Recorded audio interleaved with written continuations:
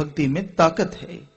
संत आके मालिक का वह सच्चा नाम लोगों को बताते हैं और बदले में कछु नहीं लेते, क्योंकि मालिक का जो नाम है वो बिकाऊ नहीं है, कोई उसकी कीमत नहीं लगा सकता, वो तो अनमोल है। ईश्वर नाम अमोल है, बिन दाम बिकाए, तुलसी ये आश्चर्य है, ग्राहक कम ही आए। कि ईश्वर का नाम अनमोल है, कोई उसे कैसे खरीद लेगा। ऐसा अनमोल नाम अगर कोई फकीर आके फ्री में मुफ्त में देता है तो वह फलेगा फूलेगा। जो पैसा लेता है वह एक तरह से मालिक के नाम पे ठगी है, क्योंकि भगवान का नाम बिकाऊ नहीं है, उसे कोई खरीद नहीं सकता, वो तो अनमोल है। और संत फकीरों का यह काम होता है, कर्तव्य होता है कि वह अनमोल नाम को बिना दाम के दें। तो भाई संत पीर फकीर मालिक का नाम बताते हैं, लोगों को उसका जाप करना भक्ति करना सिखाते हैं कि कैसे मालिक के नाम का जाप करना है, कैसे सुमरन करना है, चलते बैठ के लेट के काम धंधा करते हुए कर्म करते रहो, बस जीभा से या जुबान से ख्यालों से मालिक के नाम का जाप करो। जितना जाप करोगे उसका फल जरूर मिलेगा। तो मालिक का नाम लेना जरूरी है।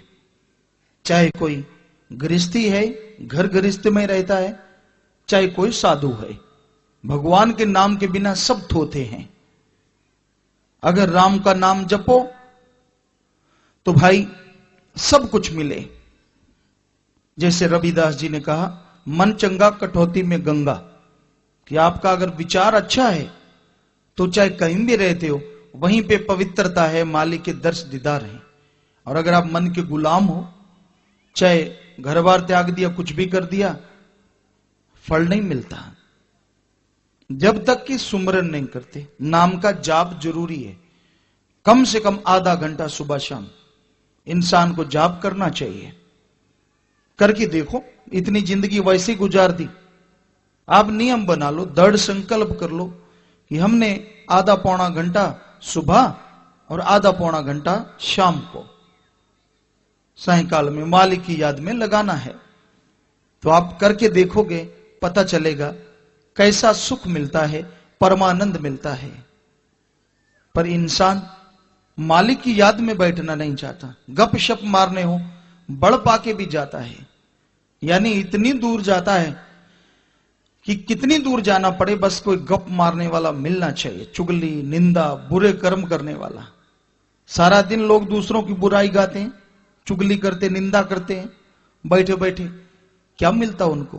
कोई नशा मिलता है, कोई तगमा मिलता है, कोई पैसा मिलता है? कुछ भी नहीं। फिर भी बाज नहीं आते, बैठे लगे रहते हैं सारा दिन, दूसरों की मैल धोते रहते हैं। धोबी बन के दूसरों की मैल धोई, दूसरों की बुराई गाई, वो खुद में बुराई आ गई और उसकी साफ हो गई। ये रूहानियत है, सूफियत यही बताती है।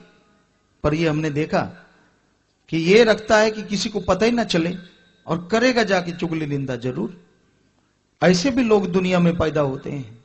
और मां बाप कैसे हैं मालिक जाने, क्योंकि इंसान के हाथ में वो अपनी माता की कोख को बहुत ऊंचा बना सकता है। संतों ने लिखा है, जननी जने तो भक्त जन, कह दाता कह सूर, नहीं तो रहे बांझ ही काहे गवावे नूर। जननी माता अगर बच्चे को जन्म दे, या तो भक्त बने, या फिर दाता दूसरों का फायदा करने वाला, या शूरवीर योद्धा बहादुर। नहीं, अगर इनमें से कोई नहीं बनती औलाद तो क्या फायदा जन्म देने का? इससे तो बांझ ही भली ना बच्चा पैदा करती, क्यों नूर गवाया अपना, 9 महीने तकलीफ उठाई। तो भाई संत पीर फकीरों ने जो लिखा वो बिल्कुल सही है।